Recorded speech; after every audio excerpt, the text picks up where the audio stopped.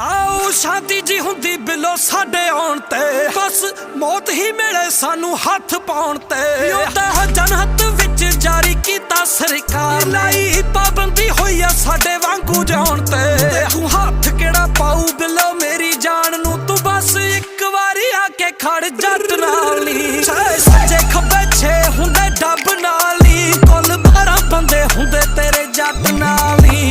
सज्जे खब्बे छे हुंदे डब नाल नी कुल 12 बंदे हुंदे तेरे जट नाल नी।